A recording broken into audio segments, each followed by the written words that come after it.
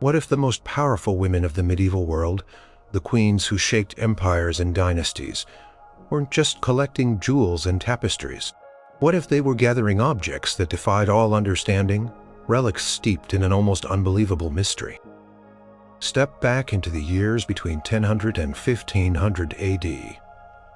A time of knights' castles and secrets whispered behind throne room doors. What if the very foundations of their power were tied to objects that could not be explained, that seemed to pull at the very edge of reality? Number 1. The Chronosculpt of Queen Matilda. Deep within the royal vaults of the House of Plantagenet, or so the forgotten texts suggest, a peculiar object was said to be held. It was known only as the Chronosculpt, a relic unlike any other acquired by Queen Matilda, consort to King Henry I of England in the early 12th century. Chronicles of Abbot Bartholomew, a monastic scribe at Reading Abbey, mention a stone of impossible smoothness brought to the Queen from a merchant who swore he obtained it from an ancient tomb unearthed. This merchant, a man named Renaud, was said to have gone mad shortly after delivering the object, claiming to have seen all ages at once. Within its silent depths, Chronosculpt itself was described as a perfect sphere, no larger than a child's head, yet unnaturally heavy, as if carved from solidified starlight rather than earthly stone.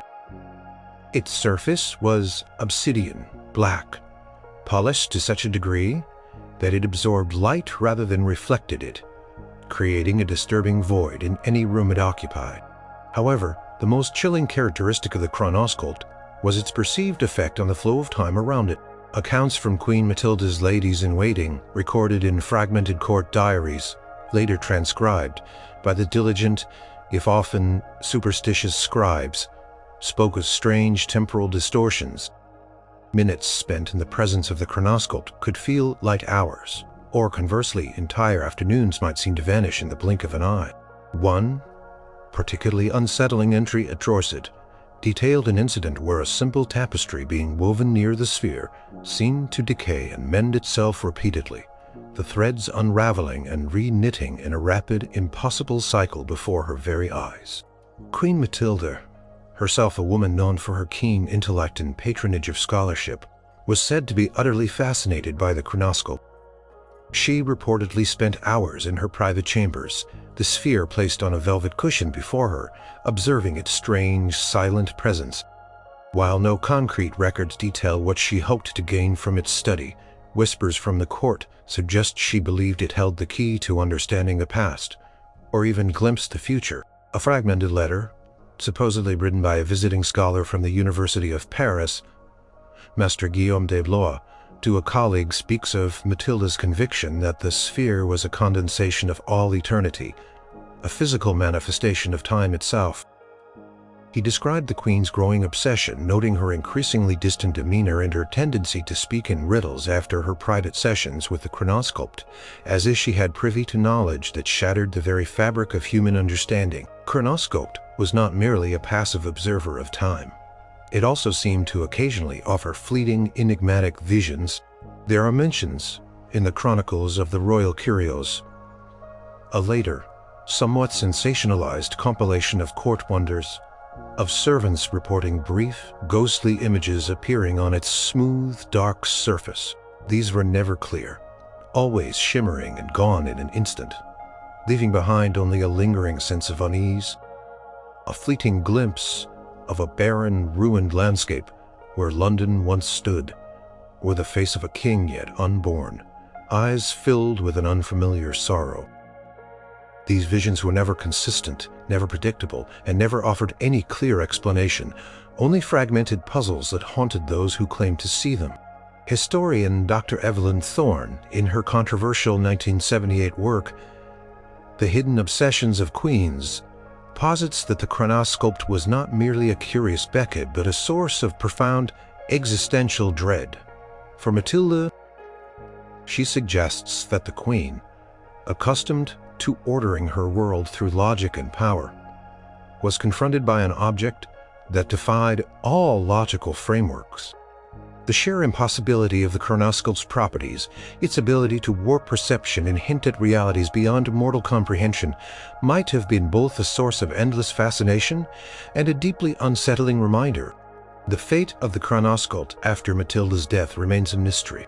It is not listed in any official inventory of royal treasures, nor are there any further mentions of it in the later Plantagenet chronicles.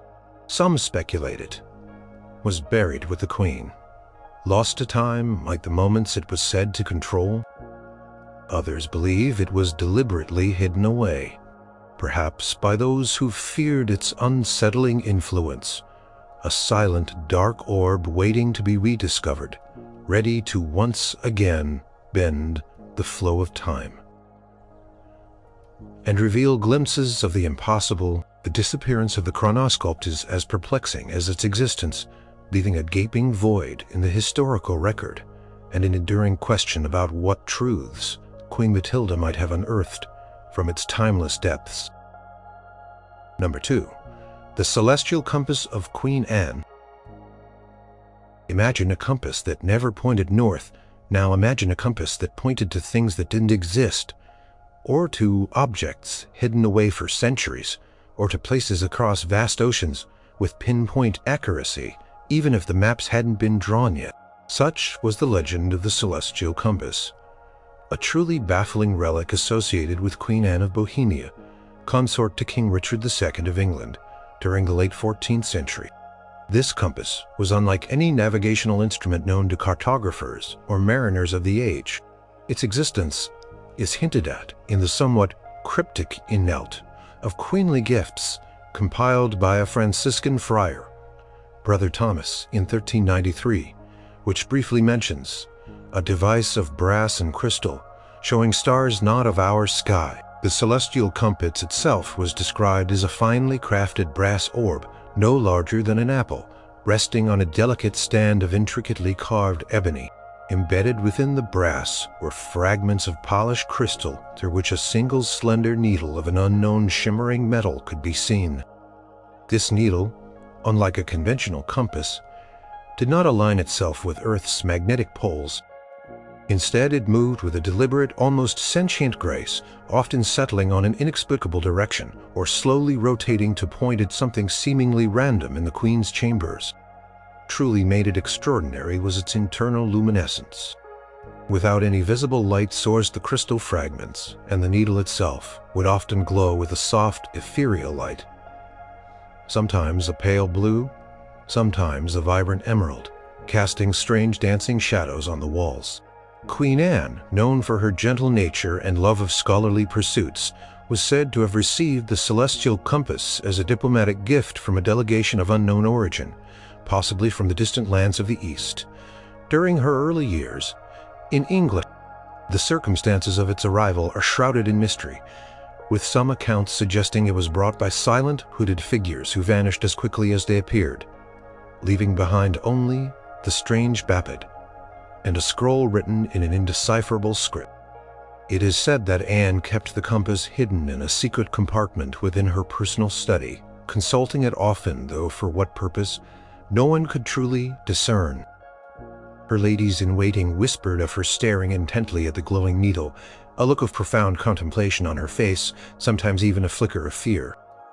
The most baffling aspect of the celestial compass was its uncanny ability to locate hidden objects or places of extraordinary significance. Though never explicitly documented for fear of accusations of witchcraft, court gossips and later speculative chroniclers like Master Edmund of Oxford in his 17th century treatise on royal oddities spoke of specific instances. One tale describes the compass when brought near an old forgotten chest in the Tower of London, spinning wildly before settling on a specific unmarked section of its wooden interior. When pried open, the chest supposedly revealed a long-lost royal signet ring, believed to have vanished a century prior. Another account, more daring, suggests the compass would sometimes point beyond the castle walls towards distant unknown lands. A popular legend states that Queen Anne, following the compass's silent guidance, once sent a small, trusted expedition across the English Channel, pointing them towards a specific then unmapped island off the coast of Brittany. The expedition, against all odds and navigational logic, returned weeks later with samples of an unknown mineral and reports of an ancient, perfectly symmetrical stone structure, unlike anything ever seen in Europe, details of which were quickly suppressed by royal decree. The compass also seemed to possess a peculiar connection to celestial events.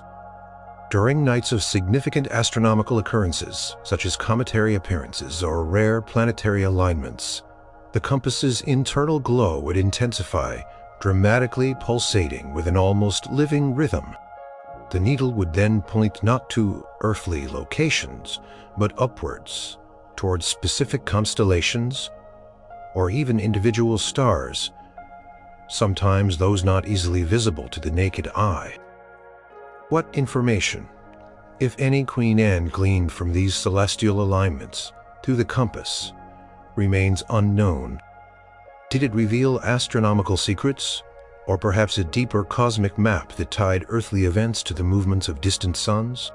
The court physician, Master Elias, reportedly observed the Queen after one such intense celestial alignment, noting her profound exhaustion and her tendency to speak of the whispers of the void and the song of the spheres, phrases that baffled him and caused him great concern for her mental well-being. The true power of the celestial compass and the knowledge it might have bestowed upon Queen Anne vanished with her untimely death in 1394. After her passing, the compass was either deliberately destroyed, lost in the chaotic political climate that followed, or simply disappeared into the labyrinthine vaults, forever locked away. Number 3. The bone harpsichord of Queen Eleanor. Picture an instrument crafted from ivory, but not the smooth, elegant ivory of elephant tusks. This was an instrument of bone, and it played itself. The bone harpsichord, a chillingly exquisite relic, is most closely linked to Queen Eleanor of Provence, consort to King Henry III of England in the 13th century. Its existence is alluded to in the somewhat fearful personal writings of Brother Athelstan, a monk from Westminster Abbey, who, while compiling the records of the royal household, noted a large ornate instrument of peculiar construction, fashioned from unknown white ossification, emitting sounds without human touch. The bone harpsichord was a magnificent, albeit unsettling piece. It was described as being constructed entirely from polished bones of varying sizes, meticulously fitted together to form its intricate frame, soundboard, and keys. Keys themselves were smooth and white, yet unsettlingly organic in their texture, leading some to whisper that they were crafted from human phalanges. The instrument was larger than a typical harpsichord, its frame adorned with carvings of intertwined skeletal hands and mournful, sightless faces.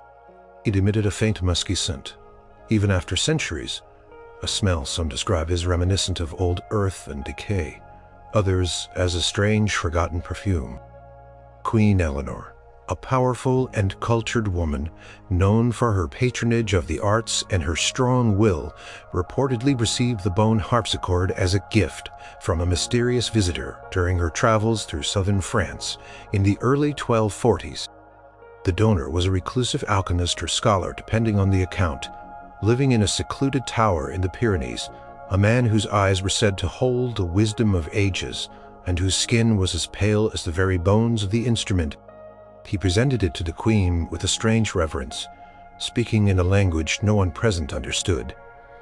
Yet the Queen, upon seeing the harpsichord, felt an immediate, irresistible pull towards it, despite its macabre appearance.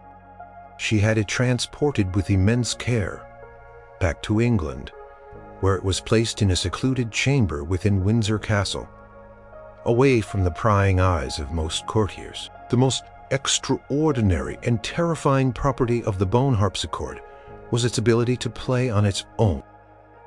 Often, in the dead of night or during moments of profound silence in the castle, faint, haunting melodies would drift from the chamber where it resided. These were not random notes, but complex, melancholic compositions, sometimes evoking profound sadness, other times stirring inexplicable fear, and occasionally a strange ethereal beauty that could bring tears to the eyes of those who heard it. The melodies were unlike any known medieval music often featuring dissonances and harmonies that wouldn't be explored by composers for centuries. Master Gerard, the royal choirmaster, once reportedly collapsed in a faint after hearing a particularly intricate piece emanating from the locked chamber, claiming the music filled his head with visions of forgotten graves and ancient, unsung griefs. Furthermore, the music itself seemed to possess a tangible effect on those who heard it. Accounts, heavily censored in later royal records, speak of listeners experiencing vivid, unsettling visions, often of historical events long past, or of people long dead. Page boys serving near the chamber once claimed to have seen for a fleeting moment a ghostly procession of ancient kings and queens marching through the castle halls, accompanied by the harpsichord's mournful dirge. Another servant, after prolonged exposure to its music, began speaking in an archaic dialect of Old English, recounting stories of forgotten Anglo-Saxon battles, her eyes wide with a knowledge she could not possibly possess. Queen Eleanor herself was observed to spend long hours with the harpsichord, sometimes simply listening, sometimes leaning close as if to hear a secret whispered through its rattling keys. Her demeanor after these sessions was often described as distant and preoccupied, her eyes seeming to gaze at something far beyond the present moment. Some historians, like Professor Alistair Finch, in The Unseen Influence, suggest that Eleanor might have been using the harpsichord as a means of seeking counsel from the spirits of the past, or perhaps drawing strength from the collective history embedded within its skeletal frame. The harpsichord, all distinct from the pervious to damage, attempts to move it often proved futile, as it would become inexplicably heavy-rooted to its spot. A fire that ravaged a section of Windsor Castle in the late 13th century supposedly consumed the chamber where the harpsichord resided, yet later, when the rubble was cleared, the instrument was found entirely unscathed. Its exact fate after Queen Eleanor's passing remains uncertain. Some believe it was quietly dismantled and its components scattered, too disturbing an object to remain whole. Others maintain it was simply bricked up within a forgotten section of the castle, its silent music waiting for a new listener, a spectral orchestra prepared to play its haunting, impossible tunes. Number 4. The Verdant Heart Amulet of Queen Catherine. Picture a gem that seemed to beat with a pulse of its own, a jewel that pulsed with a living green light and whispered promises of renewal. Such was the Verdant Heart Amulet, an object of captivating mystery associated with Queen Catherine of Valois, consort to King Henry V of England, in the early 15th century. The earliest mentions of this peculiar locket are found in the personal memoirs of Sir Thomas Malory, a knight who served in the royal court, describing a heart-shaped stone of deepest emerald, seemingly alive, worn close to the Queen's skin. The Verdant Heart Amulet was described as a large, perfectly cut emerald, but unlike any ordinary gemstone, its surface was not uniformly smooth. Instead, it seemed to subtly shift and ripple, as if containing a fluid essence within. Its most striking feature was its inner luminescence, a soft, vibrant green light that pulsed faintly, sometimes quickening, sometimes slowing, mimicking the rhythm of a heartbeat. This light was not a reflection of external sources. It emanated from within the stone itself, casting a gentle, verdant glow on the Queen's skin whenever she wore it. The amulet was set in a simple silver filigree, designed to be worn on a chain close to the chest, directly over the heart. Queen Catherine reportedly received the Verdant Heart Amulet as a gift from a mysterious delegation of healers and scholars from the Ottoman Empire. During a period of burgeoning diplomatic ties between East and West, the delegation arrived with an entourage of exotic plants and rare spices, presenting the amulet as a symbol of life and vitality, claiming it was forged in a forgotten garden by ancient practitioners of the natural world. From the moment she received it, Catherine was said to be captivated by its strange beauty. She wore it almost constantly, refusing to part with it even for a moment, convinced that it brought her good fortune and protected her health, particularly after the birth of her son, the future Henry VI. The true mystery of the verdant heart amulet lay in its purported effects on the natural world around it. There are numerous accounts, though often dismissed as superstition by later historians, of the amulet influencing plant life. During periods when the Queen wore the amulet, her personal gardens within Windsor Castle were said to flourish with unnatural vigor. Flowers would bloom out of season, saplings would mature at an accelerated rate, and even barren patches of earth near her chambers would sprout vibrant, unknown flora. Lady Eleanor, a royal gardener, once recorded her astonishment at a rosebush that, under the amulet's subtle influence, produced roses of an impossible deep indigo hue, blooming in the depths of winter. The pulsating light of the amulet would often synchronize with the growth spurts, brightening as new life unfurled. Beyond its influence on plants, the amulet was also whispered to have a profound effect on the Queen's own vitality. Catherine, despite the rigors of royal life and multiple pregnancies, was described as possessing an almost unearthly radiance and resilience during the years she wore the amulet. After the birth of her first son, she was said to recover with extraordinary speed, confounding her physicians.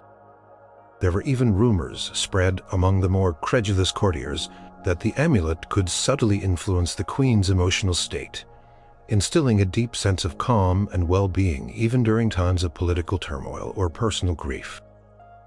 Chaplain Father Gregory noted in his diary that Catherine, despite the immense stress of her husband's prolonged absences during the 100 Years' War, maintained a serenity that defied human explanation, a serenity he attributed to the subtle calming influence of the pulsating green stone she wore.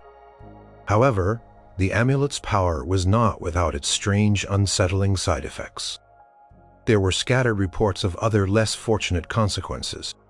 While the plants in her immediate vicinity thrived, gardens further away from her chambers sometimes seemed to inexplicably wither, as if the amulet drew vitality. Animals, particularly birds, were sometimes observed to exhibit unusual behavior around the Queen when she wore the amulet, either drawn to it with an almost magnetic fascination, chirping and fluttering around her head, or straining to flee her presence. One chilling account from a junior physician, Master Elias, describes a small caged songbird kept in the Queen's antechamber that, after several weeks of exposure to the amulet's subtle glow, began to glow faintly. Its feathers shimmering with an internal green light before it inexplicably disintegrated into a pile of fine green dust. The Queen, upon hearing of this, merely tightened her grip on the amulet, her expression unreadable. The fate of the verdant heart amulet after Catherine's death in 1437 is unclear. It does not appear in any official inventories of royal jewels. Some speculate it was deliberately buried with her, as she never parted with it in life. Others believe it was quietly spirited away by those who understood its profound, yet unsettling power, fearing its implications for the natural balance of the world. It was said to have a life of its own, and perhaps, like any living thing, it sought its own path once its primary wearer was gone. What secret energies did it manipulate? What hidden forces of life did it channel? And where might it be, pulsing with its silent, verdant light even now? The answer remains as elusive as the delicate green glow it once cast upon a queen's skin. Number 5. The Shifting Codex of Queen Blanche. Imagine a book whose pages changed, whose words rearranged themselves, whose very content morphed and shifted with each reading. Such a bewildering object was the Shifting Codex, a profound enigma associated with Queen Blanche of Castile, consort to King Louis VIII of France in the early 13th century. This unique manuscript is mentioned in the meticulously kept, yet often cryptic, records of the Royal Library of France, specifically in a section detailing curious acquisition, where it is noted simply as Codex Variabilis, of unknown origin, yielding no fixed truth. The shifting codex was described as a substantial tome bound in dark, untreated leather, its covers devoid of any ornamentation or title. Pages made of a fine, almost translucent vellum, varied in thickness and texture, some feeling like smooth parchment, others like brittle dried leaves. The ink, too, seemed to change, sometimes appearing as a rich sepia, other times a faded charcoal, and occasionally a vibrant, almost luminescent blue. What made the codex utterly baffling was its content. While initially appearing to be a collection of ancient prophecies or philosophical treatises, its text was never the same twice. Passage read one day might be entirely different, the next, its meaning shifting, its words changing, its very language sometimes transforming from Latin to an unrecognizable script. Queen Blanche, a woman renowned for her intelligence, piety, and formidable political acumen, was said to have acquired the shifting codex from a reclusive order of Benedictine monks in a remote corner of the Auvergne region. These monks purportedly had safeguarded the book for centuries, passing it down through generations, each abbot warning the next of its unpredictable nature. They surrendered it to the Queen during a period of immense political pressure, viewing her as a guardian capable of handling its strange power. Blanche, ever a patron of learning, was fascinated by the book and kept it in her private study within the Louvre, poring over its ever-changing pages for hours. The most extraordinary feature of the shifting codex was its dynamic, mutable text. Scribes commissioned by the Queen to copy passages would report wildly differing versions, even when copying the same page on successive days. A sentence describing a historical event might one day speak of a victory, the next of a devastating defeat. A philosophical axiom might transform into a poetic verse, or even a detailed alchemical formula. Master Etienne, a renowned royal scribe, once recorded his exasperation. "This accursed book mocks my very quill. The truths it claims today are lies to madness. The next, it breathes confusion." This constant mutation made any coherent study of the codex impossible, yet its allure was undeniable. Beyond the textual changes, there were reports that the codex occasionally displayed images that were not physically present on its pages. Courtiers who glimpsed the book open on Queen Blanche's desk claimed to see faint, shimmering images appear above the vellum-like heat haze. These were never clear, but fleeting glimpses of distant lands, unknown creatures, or strangely futuristic machinery. A royal guard, standing watch outside the Queen's study, reported seeing a vivid, moving image of a great siege engine of entirely unfamiliar design, appearing above the book's pages, its gears turning silently before vanishing back into the air. What these images signified or where they originated was never understood.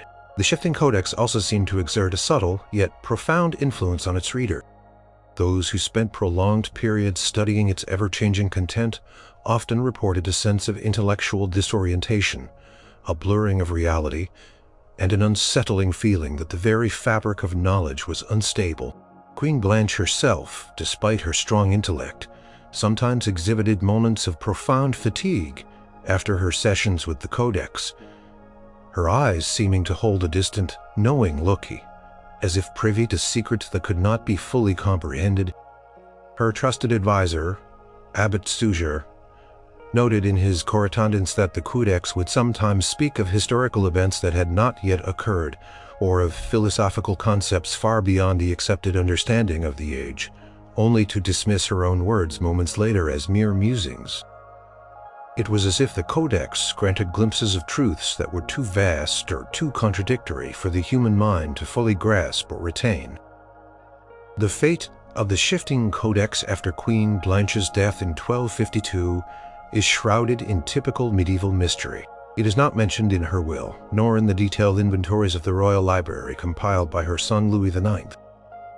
Some scholars believe that Louis, a devoutly pious man, ordered the book to be destroyed, fearing its unsettling influence and its perceived defiance of divine order.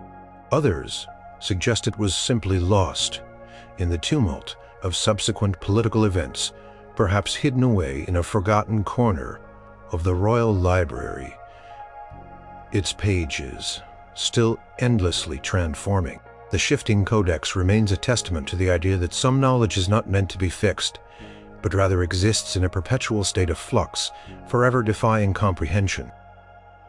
Number 6. The Whispering Lockbox of Queen Isabella.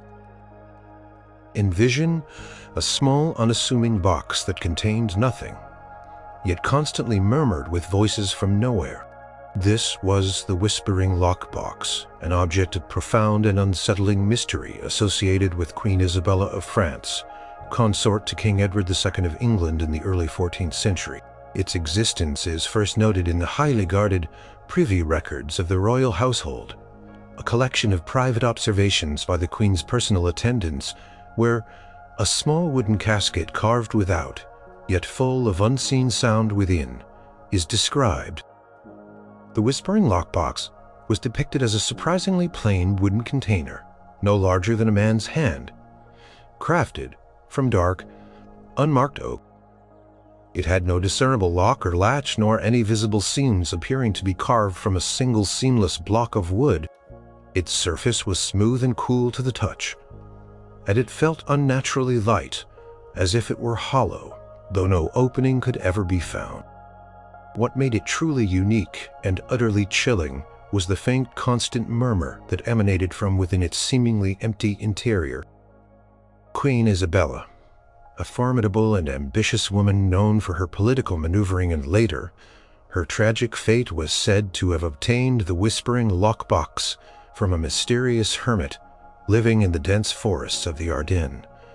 During one of her journeys through France, the hermit, a man of profound age and unsettling intensity, presented the box to her as a gift of burdens, a vessel containing all the unsaid words of kings and queens. Isabella, intrigued by his cryptic words and the box's strange emanation, accepted it and kept it always within her private chambers, often placing it on her bedside table.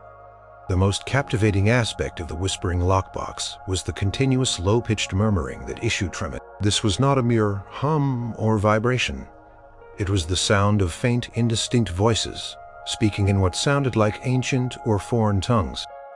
Sometimes it sounded like a single voice, hushed and melancholic. Other times it was a cacophony of many a distant, unintelligible chorus. The voices were never clear enough to be understood, only a perpetual soft whisper like secrets, being endlessly exchanged in an unseen realm just beyond comprehension. Lady Agnes, one of Isabella's closest confidants, recounted in her diary the unsettling experience of being near the box. One hears words, but no words. One feels presence, but sees not. It is as if the air itself speaks, yet only in echoes of what might have been, or what never was. Furthermore, the nature of the whispers seemed to subtly change depending on circumstances. During periods of great political unrest or significant court intrigue, the murmuring would intensify, becoming louder and more agitated. A low, thrumming hum beneath the indistinct voices, as if the box were somehow reacting to the anxieties of the world around it. Conversely, during moments of peace or quiet contemplation, the whispers would soften, becoming almost a gentle lullaby, though still indecipherable. The royal chaplain, Father Bartholomew, who was often called to Isabella's chambers, described the sounds as the very breath of forgotten spirits, or perhaps the echoes of deeds yet undone. Trapped within that silent wood, the lockbox also seemed to have an unsettling effect on those who spent too long in its presence. Servants attending the Queen reported feelings of profound exhaustion, dizzy spells, or a sense of being constantly watched even when alone. Some claimed to hear the whispers become clearer, speaking their own names or revealing snippets of their deepest, most hidden fears before receding into unintelligible murmurs once more. One terrified maid confessed to the queen that she heard her deceased mother's voice issuing from the box, calling her name with an unbearable longing, a revelation that both unnerved and deeply intrigued Isabella. The queen, herself often restless and consumed by her ambitions, seemed to find a strange comfort in the box's constant presence. She would sometimes simply hold it in her hands, her fingers tracing its smooth, unyielding surface, her expression unreadable, as if listening intently to its unending chorus of secrets. There are no records of Isabella ever attempting to open the box, or even questioning its nature. It was simply there, a constant source of unseen sound and unspoken mystery. The ultimate fate of the whispering lockbox after Queen Isabella's downfall and imprisonment in the mid-14th century is unknown. It is not mentioned in any inventories taken of her possessions, leading to speculation that it was either deliberately destroyed by her captors, who feared its unknown influence, or that it simply vanished, perhaps along with the whispers it contained. Some legends claim it was buried in an unmarked grave, its silent hum still audible beneath the earth. Other, more fanciful tales suggest it continues to travel through history, appearing in unexpected places, whispering its secrets to those who stumble upon it. Its mysterious voices. Number 7. The Sunstone Chalice of Queen Margaret. Visualize a goblet that seemed to hold not just wine, but pure sunlight, a vessel that glowed with an internal radiance, and whose contents never diminished. Such was the baffling Sunstone Chalice, a relic of impossible properties associated with Queen Margaret of Anjou, consort to King Henry VI of England in the mid-15th century. The first mention of this extraordinary object appears in the somewhat exaggerated, yet intriguing, Compendium of Royal Marvels, compiled by a court chronicler, Master Richard, who described a goblet of unusual amber, radiating light and filled eternally. The Sunstone Chalice was described as a beautifully crafted goblet carved from a single, impossibly large piece of a translucent, amber-hued stone. Its surface shimmered with an internal warmth, and when held up to the light, it appeared to contain swirling eddies of golden energy. What truly set it apart, however, was its constant soft luminescence. The chalice glowed with a gentle golden light, as if it contained a captured fragment of the sun itself, even in the darkest of chambers. This light was not intense enough to illuminate a room, but it gave the chalice an ethereal, almost divine appearance, and it never dimmed. Queen Margaret, a powerful and determined queen, known for her central role in the Wars of the Roses, was said to have received the Sunstone Chalice as a ceremonial gift from a delegation of unknown Eastern merchants during a period of intense diplomatic activity. The merchants, shrouded in rich foreign silks, spoke of the chalice as a gift from the dawn, imbued with eternal life, and presented it with an air of profound reverence. Margaret, perhaps drawn to its unique beauty and what she perceived as a symbol of unending power, accepted it and kept it in her private quarters, displaying it on a small velvet-draped table. The most extraordinary and utterly inexplicable property of the Sunstone Chalice was its ability to perpetually remain full. No matter how much liquid was poured from it, the chalice would replenish itself, the golden light within shimmering as the contents seemed to well up from an unseen source. Accounts from Queen Margaret's personal attendants speak of wine, water, or even simple broths being poured from the chalice repeatedly, always to find it full once more. A bewildered page boy, Arthur recounted in a later anonymous letter to his brother that he once deliberately emptied the chalice of wine, only to watch, dumbfounded, as the golden liquid slowly, silently reformed. Within its depth, beyond its perpetual replenishment, the contents of the Sunstone Chalice also seemed to possess peculiar, almost magical, properties. There were whispered tales that the liquids consumed from the chalice had unusual effects on those who drank them. Some accounts speak of temporary, inexplicable clarity of mind, while others mention strange, heightened senses, as if the drinker could perceive colors more vividly, or hear sounds from great distances. During a particularly stressful period of the Wars of the Roses, it was noted by various courtiers that Queen Margaret, after drinking from the chalice, appeared to possess an almost superhuman resilience, able to endure grueling journeys and intense political negotiations. Her physician, Master Gerard, once observed her drink from the chalice after a night of seemingly no sleep, and within moments, her exhaustion vanished, replaced by an almost unnatural vigor. However, the chalice's power was not always benevolent or easily controlled. There were also chilling rumors of its less predictable effects. A guard suffering from a festering wound secretly drank, but instead his wound was said to have closed instantly, leaving behind a perfectly smooth, unblemished patch of skin, devoid of any sensation or blood flow, a disturbing living scar that rendered his arm useless. Other, more unsettling tales recounted how some who drank from the chalice experienced vivid, unsettling nightmares, or even fleeting hallucinations, as if the perpetual liquid carried a stream of forgotten visions. It was as if the chalice, in its boundless generosity, also imparted unforeseen consequences, its golden light masking a deeper, chaotic power.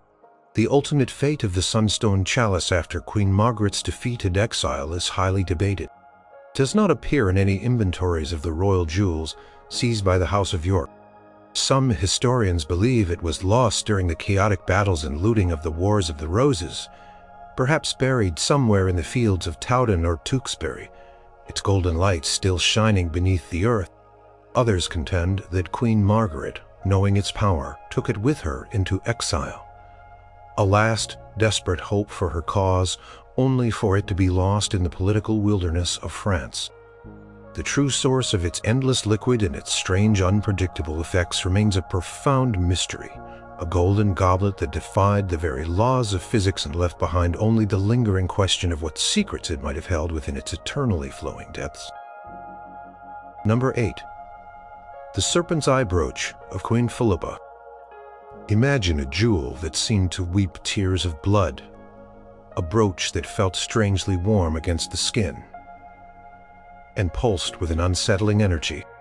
Such was the enigmatic Serpent's Eye Brooch, a deeply unsettling relic associated with Queen Philippa of Hainaut, consort to King Edward III of England in the mid-14th century.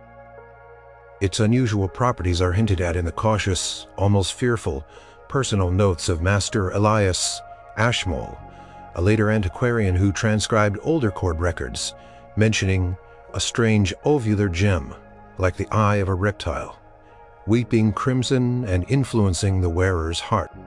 The Serpent's Eye Brooch was described as a large cabochon-cut gem, shaped like an elongated oval, its surface a swirling pattern of deep greens and yellows, reminiscent of a reptile's iris.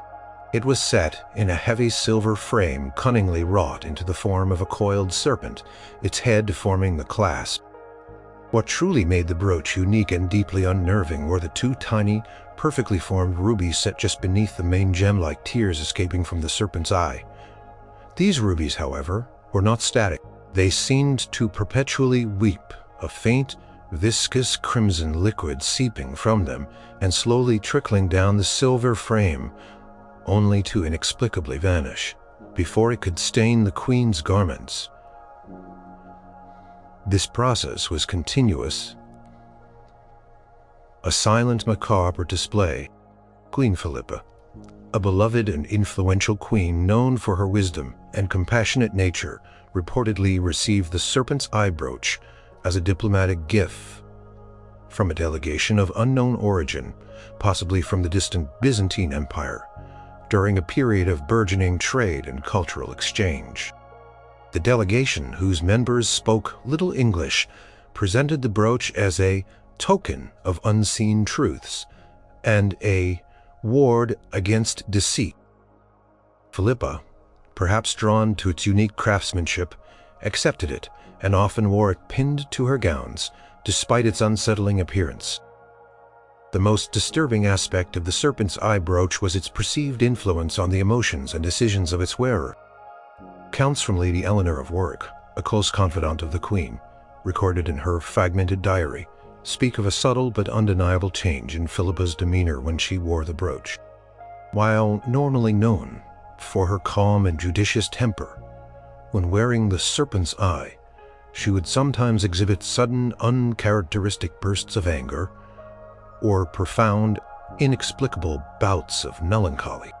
Her Majesty's eyes, Lady Eleanor wrote, though outwardly serene, would at times betray a hidden turmoil, a dark shadow that seemed to emanate from the very stone pinned to her breast. It was as if the brooch amplified or distorted the Queen's inner feelings, bringing forth emotions that she typically kept hidden. Furthermore, the brooch seemed to subtly influence the Queen's counsel and her political decisions. During crucial moments in the 100 Years' War, particularly before major battles or diplomatic negotiations, it was observed that Queen Philippa, when wearing the brooch, would sometimes adopt surprisingly aggressive or unusually caught stilting her usual balanced judgment. There were whispers that the brooch might have been guiding her, whispering unseen advice, or perhaps clouding her judgment with its own unknown agenda. Sir Geoffrey, a knight who served in the Queen's retinue, once claimed that before a critical council meeting he observed the brooch pulsing with a faint crimson light, and later the Queen who had immediate decisive military action, a shift that left many courtiers baffled. The brooch also seemed to possess a strange sentience or connection to the world around it. Its temperature would inexplicably change, sometimes feeling icy cold, other times unnervingly warm, regardless of the ambient temperature. It was also noted that the rate of the weeping rubies would increase dramatically during moments of heightened tension or emotional distress in the court, as if mirroring the tears of human sorrow or the spilling of blood on the battlefield. The liquid itself, when carefully sampled by a curious, albeit terrified, royal physician, was found to be chemically identical to human blood, yet it never dried, never clotted, and vanished without a trace. After seeping from the stones, the ultimate fate of the serpent's eye brooch after Queen Philippa's death in 1369 is shrouded in conjecture. It was not listed among the jewels bequeathed in her will, nor was it found among her personal effects. Some historians believe it was deliberately hidden away by those who feared its unsettling influence, perhaps buried in an unmarked grave to prevent its malevolent powers from affecting future monarchs. Others suggest it might have simply vanished on its own, its purpose fulfilled, its strange weeping eyes no longer needed to witness the unfolding of human drama. The serpent's eye brooch remains a chilling reminder that some relics carry not just history, but an unseen, unsettling presence, a silent observer that subtly shapes the destinies of those who dare to wear its unsettling gaze. Number 9. The obsidian scrying disc of Queen Isolde. Prepare yourself for an beckett that reveal visions, but not always the ones you sought, and often those you wished you had never seen. This was the terrifyingly potent obsidian scrying disc, an object of profound and ancient mystery, said to have been in the possession of Queen Isolde, a powerful and perhaps mythical figure associated with the Celtic courts of the early medieval period. Its existence is hinted at in the highly fragmented and often poetic Annals of the Druids, a collection of oral traditions transcribed by later monastic scholars, which speak of a dark mirror of perfect night, showing that which should remain hidden. The obsidian scrying disc was described as a perfectly circular slab of polished black obsidian, approximately 2 feet in diameter, unnervingly smooth and utterly devoid of reflection, absorbing all light that fell upon its surface. It was said to have been carved from a single massive piece of volcanic glass, perhaps from a forgotten mountain or a place where the earth itself bled It was too heavy for any single person to lift, usually requiring several strong men, and felt cold to the touch, even in the warmest chamber. A chilling contrast to the warmth of the human hand, Queen Isolde, a figure often associated with legend and powerful magic, was said to have acquired the obsidian scrying disc through a clandestine trade with a reclusive sect of ancient pagan priests living in the deep forests of Cornwall. These priests, who claimed to be the last remnants of a pre-Christian lineage, presented the disc to her as a window to the deep past and the shadowed future, a tool that would grant her unparalleled insight, but at a terrible price. Isolde, a queen known for her fierce independence and her relentless pursuit of knowledge, accepted the disc and had it transported to her private chambers, keeping its true nature a closely guarded secret. The most profound and terrifying property of the obsidian scrying disc was its ability to reveal visions. When focused upon intently, especially during the quiet hours of night, its dark surface would ripple and faint images would begin to form within its depths. These were not mere reflections, they were active, moving scenes, sometimes of events long past, sometimes of distant lands, and most disturbingly, sometimes of events yet to occur. These visions were never clear, always shimmering and distorted like reflections in troubled water. But they were undeniably present. Lady Guinevere, a young handmaiden who once accidentally stumbled upon the disc in the Queen's private chamber, later recounted a terrifying vision of a great fiery comet streaking across the sky, followed by images of widespread and devastation. However, the visions were not merely a window. They seemed to respond, subtly and unsettlingly, to the emotional state of the observer or the questions asked of them. If Queen Isolde approached the disc with trepidation, the visions would often be horrifying, depicting scenes of torture, death, or profound loss. If she approached with ambition, the visions would shift to scenes of power and conquest, but always with a sinister undertone hinting at the bloodshed and sacrifice necessary for such gains. It was as if the disc did not merely show, but actively presented a reflection of the darkest fears or most ruthless desires within the observer. There are whispered accounts of Isolde, after a particularly intense session with the disc being found by her servants in a state of profound distress, her face pale, her eyes wide with terror, mumbling incoherent words about the faceless man, or the crumbling tower.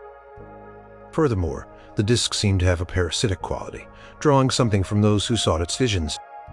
Those who spent prolonged periods scrying into its depths often reported feelings of profound exhaustion, persistent nightmares, and a creeping sense of paranoia.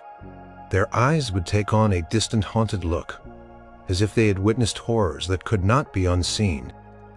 The more often Isolde consulted the disc, the more detached she became from her court and her duties, her mind increasingly consumed by the shifting images within the black glass. It was as if the disc was stealing not just her time, but fragments of her very soul, leaving her a hollow vessel. The ultimate fate of the obsidian scrying disc, after Queen Isolde's enigmatic disappearance or her demise, remains a subject of intense speculation. It is not mentioned in any official royal inventories, nor are there any further accounts of its use in later centuries. Some legends claim it was shattered by an enraged king who feared its corrupting influence, its shards scattered to the winds to prevent its power from ever being used again. Others believe it was deliberately buried deep beneath the earth, perhaps sealed in an ancient tomb, where its dark surface might still shimmer with unsettling visions. Its ancient, unknowable insights, waiting for another lost soul to gaze into its depths and witness realities that should forever remain hidden. The mystery of the obsidian scrying disc persists, a dark, silent witness to the unseen terrors and truths that once plagued the Queen's haunted gaze.